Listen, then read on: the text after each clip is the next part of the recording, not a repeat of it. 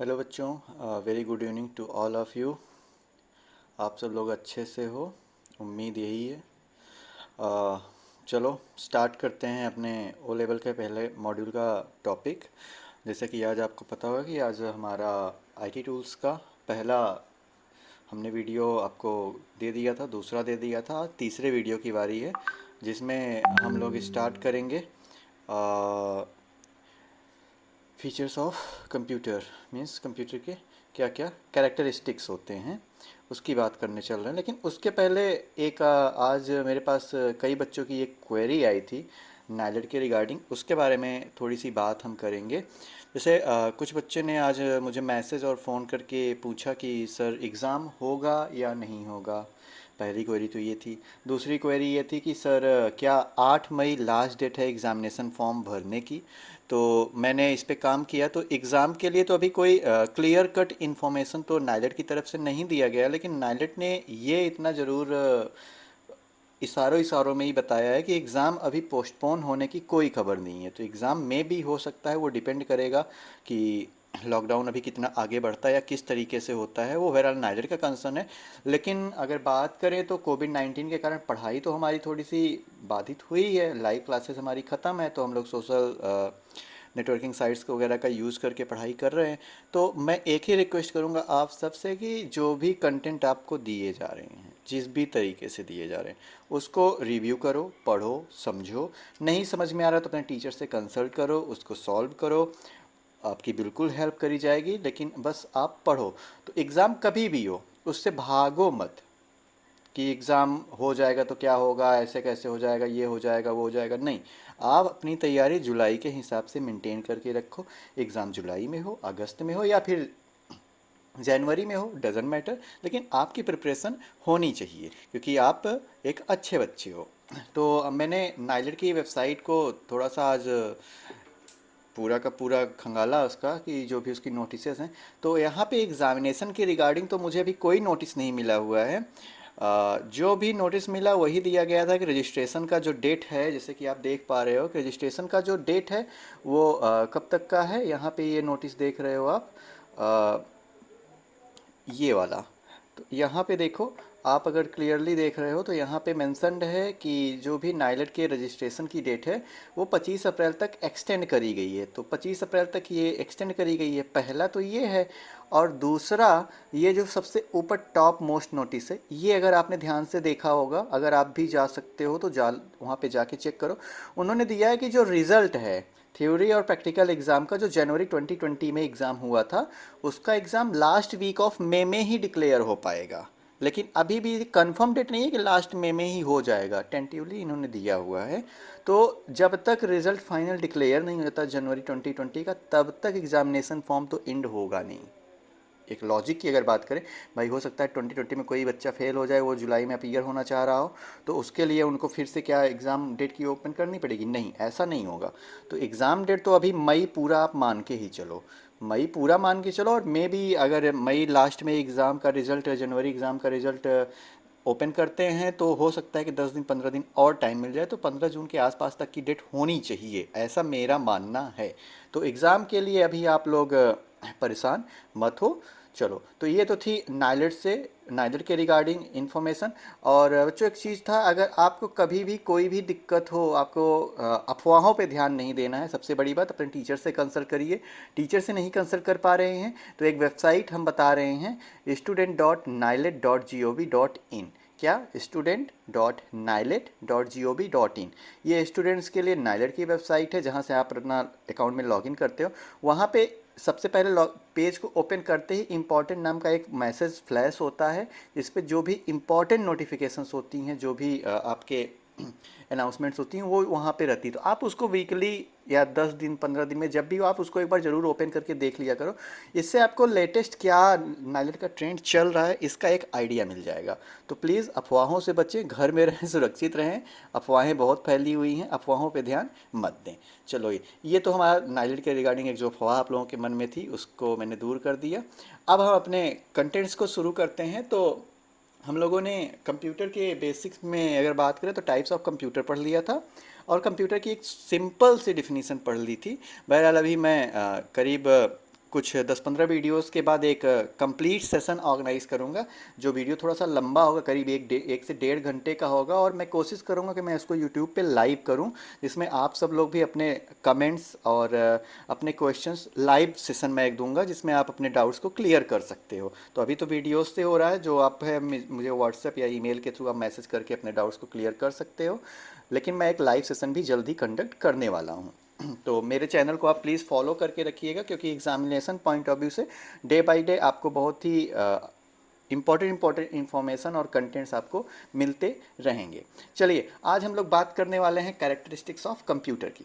Characteristics मतलब विशेषताएं, computer की क्या क्या विशेषताएं हैं। तो जैसे कि हम बात करें, हमारी विशेषताएं हैं कि हम अच्छे से बोल लेते हैं, हम आदमी देख के मूड को चेंज कर लेते हैं, आदमी देख के बात करते हैं, जहाँ फ़ायदा होता है वहाँ अच्छे से बात कर लेते हैं, जहाँ फ़ायदा नहीं होता वहाँ अच्छे से बात नहीं कर पाते हैं, ये सारी चीज़ें हम लोग करते हैं। तो कंप्यूटर की भी वैसे ही कई विशेषताएं हैं।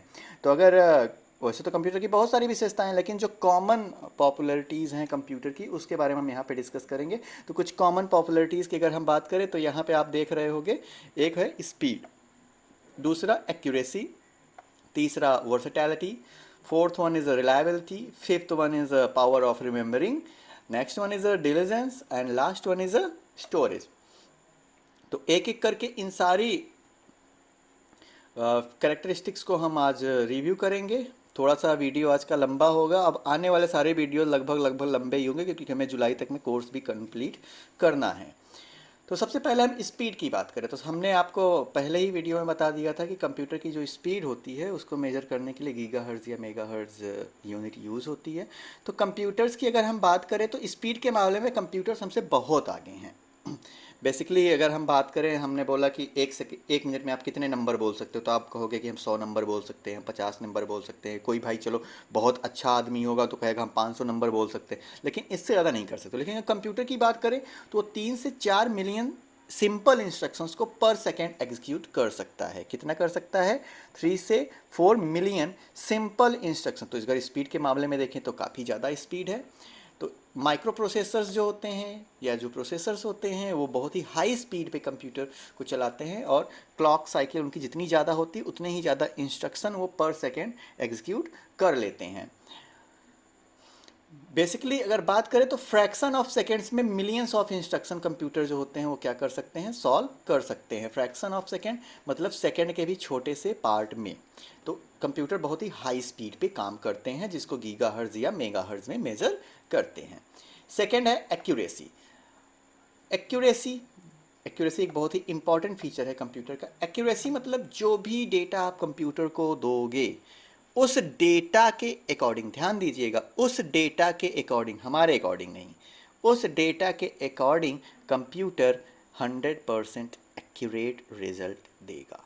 अब अगर हमने सोचा है कि 5 नहीं 4 आना चाहिए आंसर, और हम कंप्यूटर को 3+2 दे रहे हैं, तो कंप्यूटर 5 ही देगा। क्यों? डेटा के अकॉर्डिंग, हमारे अकॉर्डिंग नहीं। डेटा जैसा, अगर एररनेस डेटा आप दोगे, एररफुल डेटा दोगे, गलत डेटा दोगे, तो कंप्यूटर गलत आउटपुट देगा हमारे अकॉर्डिंग। लेकिन कंप्यूटर अपने अकॉर्डिंग सही आउटपुट देता है। तो कंप्यूटर्स बहुत ही एक्यूरेसी के साथ अपनी जॉब्स को क्या करते हैं? परफॉर्म करते हैं। और कैसे? हाई डिग्री ऑफ एक्यूरेसी, बहुत ही ज़्यादा। हम आप एक बार गलती कर सकते हैं, जैसे अभी हमने आपको बोला कि 100 लोगों के नाम लिखो और उनके मोबाइल नंबर लिखो, और फिर उसको एक ऑर्डर में सॉर्ट करो। तो आप क्या करोगे? एक बार खुद करोगे, फिर दोबारा करोगे, फिर किसी और से चेक कराओगे, फिर चौथे आदमी से चेक कराओगे, 4-5 जगह चेक कराओगे, लेकिन फिर भी कॉन्फिडेंस नहीं होगे कि नहीं, ये डेटा हमने बहुत ही अच्छे से किया। अगर हम पूछ लें, जैसे एग्ज़ाम में आप जाते हो, एग्जामिनर पूछ लेता है तुमने किया है ये प्रोग्राम, तो भले अपने से किया होता है, लेकिन जब एग्जामिनर ऐसे घूर के देखता है तो हम कहते हैं नहीं सर, आगे से हेल्प लिया है। इस तरह से बातें आ जाती हैं। तो किसी भी कंप्यूटर की एक्यूरेसी डिपेंड करती है किस पे? उसके प्रोसेसर टाइप पे। The degree of accuracy of a computer depends on the instruction and processor type. जितना अच्छा प्रोसेसर होगा, एक्यूरेसी एंड स्पीड उतनी ही अच्छी होगी उस कंप्यूटर की। नेक्स्ट, तीसरा जो फीचर है, वर्सेटैलिटी। वर्सेटैलिटी बच्चों बहुत ही इम्पॉर्टेंट फीचर है कंप्यूटर की, जो हमें कंप्यूटर से जुदा कर देता है। हम, जैसे मैंने कहा कि मैं केवल आईटी टूल्स पढ़ा सकता हूँ, कोई मेरा कलीग है, मेरा ऑफिस का कोई स्टाफ है, उसने बोला कि मैं पाइथन पढ़ा सकता हूँ, किसी ने बोला कि नहीं हम वेब पब्लिशिंग पढ़ा सकते हैं, कोई बोलेगा हम पीएचपी पढ़ा सकते हैं, कोई बोलेगा हम पाइथन पढ़ा सकते हैं, कोई बोलेगा चलो हम पीएचपी पाइथन दोनों पढ़ा सकते हैं, कोई बोलेगा हम वेब पब्लिशिंग और इंटरनेट दोनों पढ़ा सकते हैं, आईटी टूल्स दोनों पढ़ा सकते हैं। ठीक है, 2 3 4 5 सब्जेक्ट पढ़ा सकते हैं। लेकिन अगर हमने बोला कि आईटी में जो भी नई टेक्नोलॉजीज़ हैं, मान लो 25 नई टेक्नोलॉजीज़ हैं तो बहुत से ज़्यादा, लेकिन मान लो, तो किसी से हम ये एक्सपेक्ट नहीं कर सकते कि उसको 25 टेक्नोलॉजी आता हो। सब अपनी अपनी फील्ड के ऑलराउंडर होते हैं, सारी टेक्नोलॉजीज़ किसी को नहीं आती हैं। लेकिन अगर हम कंप्यूटर की बात करें तो कंप्यूटर क्या है? सदाबहार है। वर्सेटाइल का बेसिक मीनिंग होता है सदाबहार। कंप्यूटर्स क्या हैं? सदाबहार हैं। कैसे? कंप्यूटर से हम गाना भी सुन सकते हैं, कंप्यूटर से हम गेम भी खेल सकते हैं, कंप्यूटर से हम मूवी भी डाउनलोड कर सकते हैं, कंप्यूटर से ऑन डिमांड हम कंटेंट भी व्यू कर सकते हैं, पीडीएफ व्यू कर सकते हैं। मतलब मल्टीपल टास्क हम कंप्यूटर से करा सकते हैं। ऐसा तो है नहीं कि हमने एक गूगल क्रोम खोला और फिर एक एक्सेल की फाइल ओपन कर ली, फिर MP3 प्लेयर VLC ओपन करके हमने गाना भी प्ले कर दिया, तो कंप्यूटर उधर से एक साइड से हाथ निकल के आए और हमको रख के बोले कि क्या कर रहे हो यार, एक बार में एक ही काम कराओ, तुमने समझ क्या रखा है हमें। ऐसा तो नहीं होता, कंप्यूटर तो सब कुछ करता रहता है। लेकिन अगर हमसे घर वाले बोले कि जाओ एक गिलास पानी लाओ, फिर हो कि जाओ ये पानी रखाओ, फिर कहें फिर ले आओ, एक ही काम को करते करते हम उब जाएंगे। लेकिन कंप्यूटर तो n number of task, different types of task जिसका नेचर डिफरेंट है वो परफॉर्म कर सकता है। तो डिफरेंट टाइप्स ऑफ टास्क को वो ईजिली परफॉर्म कर सकता है, इसलिए कंप्यूटर क्या है? वर्सेटाइल इन नेचर है। Next one, power of remembering. Computer के पास एक सबसे बड़ा फीचर है कि वो ट्रिमेंडस अमाउंट ऑफ इंफॉर्मेशन या you can say that data gather करके रख सकता है, और ऑन डिमांड जब भी आप मांगोगे वो डेटा आपको वो प्रोवाइड करेगा। अगर मैं बोलूं कि जब आप 5 साल के थे तो आपने कौन सा आम खाया था, आपको नहीं याद होगा, बिल्कुल नहीं याद होगा, मुझे खुद नहीं याद है। लेकिन अगर कंप्यूटर से आपने 3 साल पहले कोई डेटा कंप्यूटर में फीड करके रखा है, आपने मेल पे मान लो रखा है, या चलो कंप्यूटर में ही रखा है, हार्ड डिस्क में रखा हुआ है, सेकेंडरी मेमोरी में, आज उस डेटा को आप सर्च करो, वो डेटा आपको मिल जाएगा। तो ये पावर ऑफ रिमेंबरिंग है। यहाँ पे एक पॉइंट है, इस पर मैं थोड़ा सा फोकस करना चाहूँगा।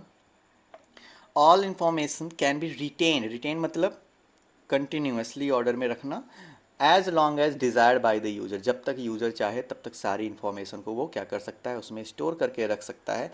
दैट कैन बी रिकॉल्ड, जो बार बार क्या हो सकती है? रिकॉल मतलब बार बार देखी जा सकती है।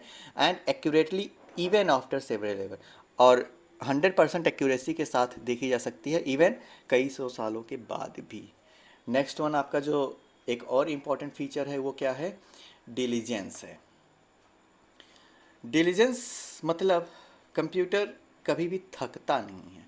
हम 10 मिनट वीडियो देख लेते हैं, 5 मिनट पढ़ लेते हैं, 2 मिनट सो लेते हैं तो हम थक जाते हैं, यार बहुत सो लिया, लॉकडाउन चल रहा है, सोते सोते हम ऊब गए हैं। ऐसा बहुत से लोगों के साथ होगा क्योंकि डेली का वही है। तो कंप्यूटर्स ऐसा नहीं होता, आप कंप्यूटर से 2 दिन 4 दिन 5 दिन 10 दिन कंटिन्यू ऑर्डर में वर्क लीजिए, कंप्यूटर कभी थकता नहीं है। चाहे उससे जितनी लंबी और कॉम्प्लेक्स कैलकुलेशन करा लीजिए, वो उसी सेम स्पीड के साथ उसको एग्जीक्यूट करता जाएगा, थकेगा नहीं कि रुको यार पानी पी लेते हैं, ऐसा कंप्यूटर कभी नहीं कहता। तो कंप्यूटर का ये बहुत ही इंपॉर्टेंट फीचर है क्या? डिलीजेंस। नेक्स्ट वन इज है स्टोरेज। तो स्टोरेज के बारे में भी ऊपर बात हो चुकी है थोड़ी सी, लेकिन फिर से एक बार स्पेसिफिकली बात कर लेते हैं कि large volume of data of information can be stored inside a computer and retrieved when it required. Computer has 2 type storage, ये आप सब लोग जानते हो, या नहीं जानते हो तो आगे अभी है, पूरी इसकी मेमोरी यूनिट है, उस पर हम बात करेंगे। तो एक होती है प्राइमरी स्टोरेज और दूसरा होता है सेकेंडरी स्टोरेज। प्राइमरी स्टोरेज जो होता है वो कंप्यूटर का स्टोरेज होता है, जिस पे कंप्यूटर काम करता है, उस पर डेटा स्टोर नहीं कर सकते हैं प्रॉबेबली। लेकिन सेकेंडरी स्टोरेज की अगर बात करें तो ये भी कंप्यूटर का स्टोरेज होता है, लेकिन ये सेकेंडरी मेमोरी होती है, इस पर डेटा परमानेंटली स्टोर होता है, जैसे आपकी हार्ड डिस्क। अगर प्राइमरी स्टोरेज की बात करें तो आपका रैंडम एक्सेस मेमोरी। तो ये तो था आपका एक बहुत ही इंपॉर्टेंट टॉपिक जो एग्ज़ाम में अक्सर पूछ लिया जाता है, characteristics of computer. Next day पे जब हम लोग मिलेंगे बच्चों तो हम लोग बात करेंगे अपने नेक्स्ट टॉपिक और इम्पॉर्टेंट टॉपिक कि कंपोनेंट्स ऑफ कंप्यूटर सिस्टम। ये एग्ज़ाम में कई बार पूछा गया है कंपोनेंट्स ऑफ कंप्यूटर सिस्टम, और इस पे एक डिटेल्ड नोट्स के साथ हम आपको मिलेंगे, और इसकी एक पीडीएफ कॉपी हम आपको डिस्क्रिप्शन में नीचे प्रोवाइड भी कराएंगे। अब हम सोच रहे हैं जितनी भी नोट्स हम आपको दें, कुछ हैंडमेड नोट्स हैं मेरे पास, कुछ पीडीएफ्स हैं, नो डाउट कुछ ओपन सोर्स हैं, नाइलेट की तरफ से प्रोवाइड कराए गए कंटेंट्स हैं, क्योंकि अभी इतनी शॉर्ट ड्यूरेशन में अपनी खुद की नोट्स प्रिपेयर कर पाना मेरे लिए इम्पॉसिबल था। तो नाइलेट ने जो प्रेस्क्राइब्ड कंटेंट्स नाइलेट ने खुद दिए हुए हैं, मैं उसी को फॉलो करके उसको ईजिली डिक्टेट करके समझा रहा हूँ। लेकिन मैं कोशिश करूँगा कि मैं अपने खुद के भी कुछ नोट्स आपको जल्दी ही कुछ आने वाले अपकमिंग वीडियोज़ में प्रोवाइड करूँ। तब तक के लिए बच्चों आराम से रहो, अच्छे से रहो, घर में रहो। जय हिंद, जय भारत।